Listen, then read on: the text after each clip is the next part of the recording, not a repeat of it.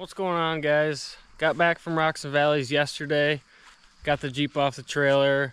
I got the power washer hooked up right now. I'm gonna wash it off and assess the damage. I did end up breaking a lockout on that last trail. If you guys watched the Rocks and Valleys video, you'll see which obstacle I was talking about, but we ended up not getting me on film doing it. Heard a big loud snap. I believe, if I remember correctly, it's this side tire.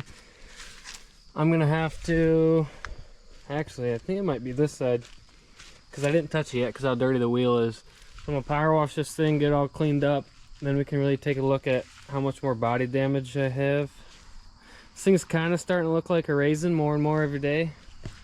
I do need to do something about rock sliders because I'm kind of tired about smashing up my rockers, and the doors end up not closing right. It's almost pinched. If you guys can see that. It's almost pinched. Completely flat right there. So, just more issues, more problems. That's all part of the adventure. So, I'm gonna get this thing cleaned up and then we can see what kind of damage we took.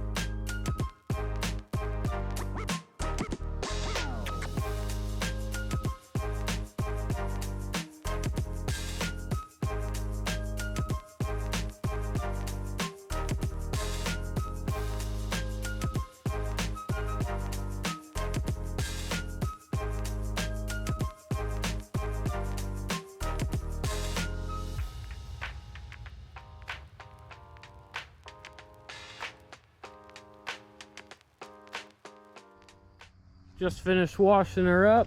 She looks pretty good. I did see there was definitely some more rocker damage. And I believe after looking at it a little more, this is the side that the bad lockout is on. This rocker definitely got some more. As you can see, it's destroyed. That's my bad. That's my fault. I guess I didn't realize how important rock sliders were when I built this thing. So I've had it for about 4.5, almost going on 5 years now, and wheeled the hell out of it. Haven't had an issue. Then we started going down south, down to Tennessee, and hitting all the southern parks and trails, and that's where it took the beating, because right now we're in Michigan. There's not a whole lot of wheeling here. There's a couple parks up north, like Rocks and Valleys. There's Twisted Trails and a couple parks as well down south from us that we've hit, but nothing like the southern trails. So now that we're gonna be moving down there, this thing's gonna be seeing basically strictly that. It probably won't come up to Michigan very often, maybe for like a 4th of July trip with some friends and whatnot, but we're definitely gonna have to do something about the old rock sliders here. So I want to build some rock sliders, probably, so I can build it off the cage coming down into the unibody there, and I do have stiffeners front to rear on this, so I'll build them off of that, and then I'm contemplating coming back to past the cab. I might do that, might not, we'll just have to see. I'll buy enough tubing for it just in case, but if I have to cut off 6 inches or so, it's not that big of a deal. Another thing I want to do is build a better skid plate for this high steer, because it's getting smashed up and it's kind of just a rock stomper. There's nowhere to make it slide. I want to build something very slim, but it's so far down on the axle I can't catch much. But I'll have to look online and see what a couple companies are making and try to come up with my own design on that. But let's get this thing in the garage and we can tear apart this lockout and see how broken it is. All right, got most of the bolts out. Just take this last one here out. These mile marker hubs are decent. I think I am going to try try the worn ones because I believe those are lifetime warranty. So I might try those ones out and see how those are, because then I could buy a set of mile markers. All right, hopefully I was hoping the stub shaft was good. But anyways, I was gonna buy the mile markers kind of as a spare, just to keep around, because if I'm sending the warns out for, oh yeah, here's a couple pieces. If I'm sending the warns out for warranty, I'm gonna want to set the throwback in the Jeep for the meantime, because I don't want it down while I'm waiting on the Warren hubs to get back or whatever. However that works. I've never done the Warren Lockout hubs, but I think they're like 150, 200 bucks more. But if I can warranty them and then have a set of these mile markers on the side, I'm not against that at all. I did get a couple chunks of metal out, so I might have to, this is gonna take some finagling to get out, but I'm going to work on getting this guy out, and then we'll put it up on the workbench. And all right, got the Lockout, the old broken one, out of the Jeep. I had to take a couple snap rings off, so I can't see any actual physical damage on the outside, but obviously something's broken, because there should not be this much slop. I don't know if you guys can see. Yeah, you should be able to see that, how much slop is actually in that inner race there. This is the new mile marker I have. I usually keep one spare in the Jeep at all times, because I've been going through them like crazy, and usually one or two of us on the trail ends up breaking a Lockout. So this one spins nice, no slop. So I'm gonna throw this one back in the Jeep, and then I do believe I will order myself a set of those Warrens to try them out, because at this point I'm all out of them. I don't have any spares, and you never know. I don't want a silly Lockout to ruin the trail day and whatnot. So I'm gonna end up throwing this back in the Jeep.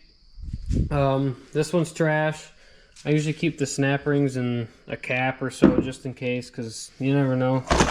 Crazy stuff happens on the trails. So anyways, throw this one back in the Jeep, and then the Jeep will be set, and then I'll just have to place an order for a set of Warrens, and then hopefully those ones do me good. But I'll wait till the next mile marker ends up breaking before I actually put the Jeep fully to the Warrens. Alright guys, got the Lockout installed, the new one. Works as it should. Now this tire won't be just dead weight. I did end up ordering a set of Warrens for it, so those should be coming in shortly. I'm pretty excited to get those and check those out.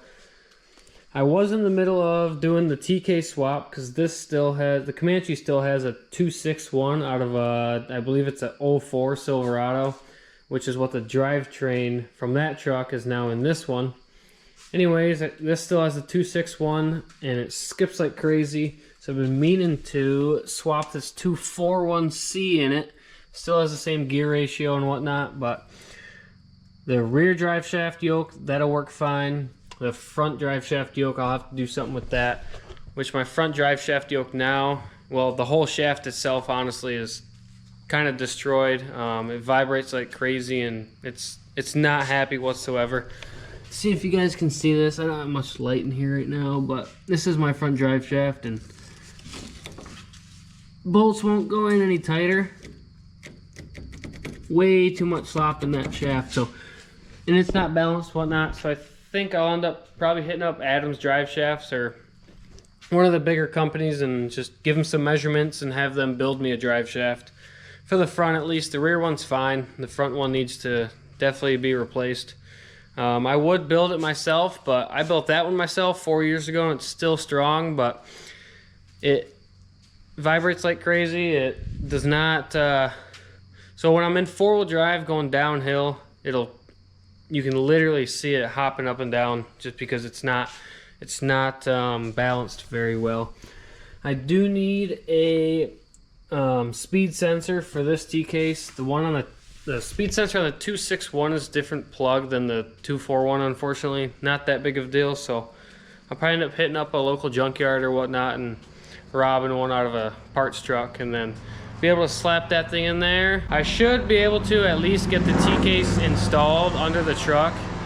I don't have to have the front drive shaft right now because we're in the process of moving, and I was in the middle of getting the 241 installed for the Jeep and ended up Rocks and Valleys trip coming up last minute, so crashed that idea and quick got the Jeep ready. now here we are. So it's time to get the drive shaft installed on this thing and the T-case. But as far as that, little garage update, little Jeep update after the last recent trip. Pretty excited about that video coming out. So stay tuned for the next wheeling trip, guys.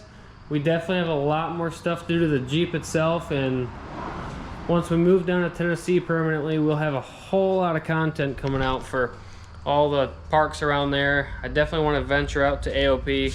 I went for the meet and beat at AOP last May, and that was an absolute blast. So stay tuned for AOP content. We're gonna be going to Windrock a whole lot, and definitely like Black Mountain, all those parks around there. We can hit up Southern Kentucky parks. Super excited about that. Thanks guys, appreciate it.